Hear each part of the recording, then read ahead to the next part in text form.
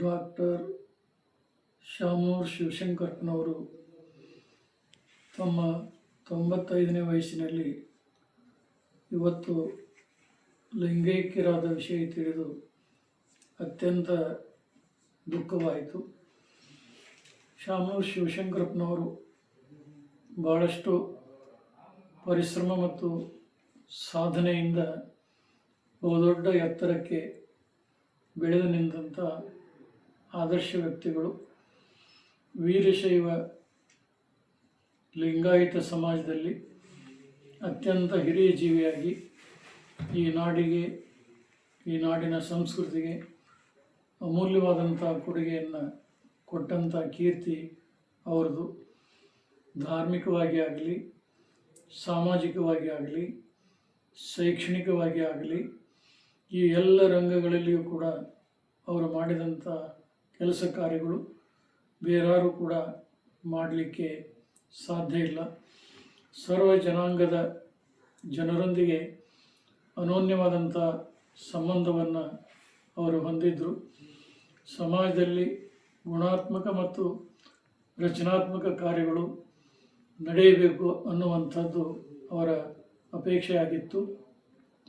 ಅವರು ಶಾಸಕರಾಗಿ, ಸಂಸದರಾಗಿ, ಸಚಿವರಾಗಿ ಹಲವಾರು ಉತ್ತಮವಾದಂಥ ಕಾರ್ಯಗಳನ್ನು ಮಾಡಿದಂಥ ಕೀರ್ತಿ ಅವರಿಗಿದೆ.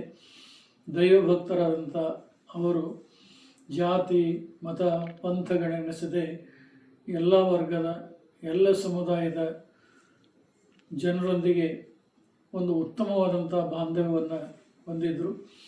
ವೀರಶೈವ ಪಂಚಪೀಠಗಳ ಬಗ್ಗೆ ಅವರಿಗೆ ಅಪಾರವಾದಂಥ ಒಲವು ಮತ್ತು ಶ್ರದ್ಧೆ ಇತ್ತು.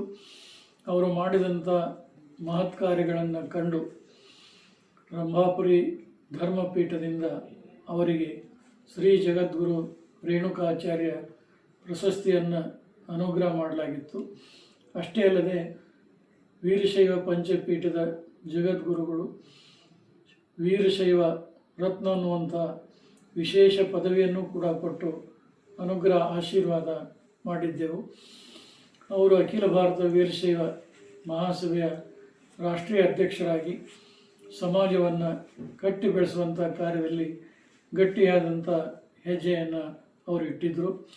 ಇತ್ತೀಚೆಗೆ ದಾವಣಗೆರೆಯಲ್ಲಿ ವೀರಶೈವ ಪೀಠಾಚಾರ್ಯರ ಮತ್ತು ಶಿವಾಚಾರ್ಯರ ಶೃಂಗ ಸಮ್ಮೇಳನದಲ್ಲಿ ಬಹಳ ಪ್ರಮುಖವಾದಂಥ ಪಾತ್ರವನ್ನು ವಹಿಸಿ ಸಮಾಜದ ಒಂದು ಏಳಿಗೆಗೆ, ಒಕ್ಕಟ್ಟಿಗೆ ಧರ್ಮಪೀಠಗಳು ಒಂದೆಡೆ ಸೇರಿ ಒಂದು ಅಮೂಲ್ಯವಾದಂಥ ಸಂದೇಶ ಕೊಡಬೇಕನ್ನುವಂಥ ಒಂದು ಧ್ಯೇಯ ಏನಿತ್ತು ಅದು ಅವರ ಕಾಲದಲ್ಲಿ ಸಾಕಾರಗೊಂಡಿದ್ದನ್ನು ಕಂಡು ಭಾಳ ಹರ್ಷ ಪಡ್ತಾ ಇದ್ದರು.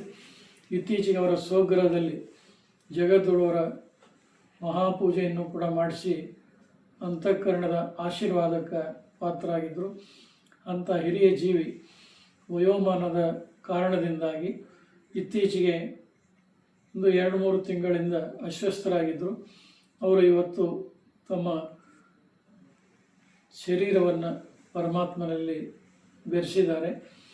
ವ್ಯಕ್ತಿ ಅಗಲಿ ಹೋದರೂ ಅವರು ಮಾಡಿದಂಥ ಕಾರ್ಯಗಳು ಸಮಾಜದಲ್ಲಿ ಯಾವಾಗಲೂ ಅವಿಸ್ಮರಣೀಯವಾಗಿ ಉಳಿತಾ ಇದ್ದಾವೆ. ಅವರ ಅಗಲಿಕೆಯಿಂದ ಏನು ಸಮಾಜ, ನಾಡು, ರಾಜಕೀಯ ಕ್ಷೇತ್ರ ಭಾಳಷ್ಟು ನಷ್ಟವನ್ನು ಅನುಭವಿಸ್ತಾ ಇದೆ. ಬಹುಶಃ ಅವರ ವ್ಯಕ್ತಿತ್ವವನ್ನು ತುಂಬುವಂಥ ಮತ್ತೊಬ್ಬ ವ್ಯಕ್ತಿಯನ್ನು ಕಾಣಲಿಕ್ಕೆ ಆಗೋದಿಲ್ಲ. ಅವರು ಅಜಾತ ಶತ್ರು ಅಂತೇಳಿ ಎಲ್ಲರೂ ಕೂಡ ಅವರನ್ನು ಕೊಂಡಾಡ್ತಾ ಇದ್ದರು. ಅಂಥ ಅಗಲಿದಂಥ ಶಾಮನೂರು ಶಿವಶಂಕರಪ್ಪನವರ ಪರಮ ಪವಿತ್ರ ಆತ್ಮಕ್ಕೆ ಭಗವಂತ ಚಿರಶಾಂತಿಯನ್ನು ಅನುಗ್ರಹಿಸಲಿ ಮತ್ತು ಅವರ ಅಗಲಿಕೆಯಿಂದ ಉಂಟಾದಂಥ ದುಃಖವನ್ನು ಕುಟುಂಬ ವರ್ಗದವರಿಗೆ ಮತ್ತು ಅವರ ಎಲ್ಲ ಹಿತೈಷಿಗಳಿಗೆ ಭಗವಂತ ಒಂದು ಸಾಂತ್ವನವನ್ನು, ಶಾಂತಿಯನ್ನು ಅನುಗ್ರಹಿಸಲಿ ಅಂಥೇಳಿ ನಾವು ಬಯಸ್ತಾ ಇದ್ದೇವೆ.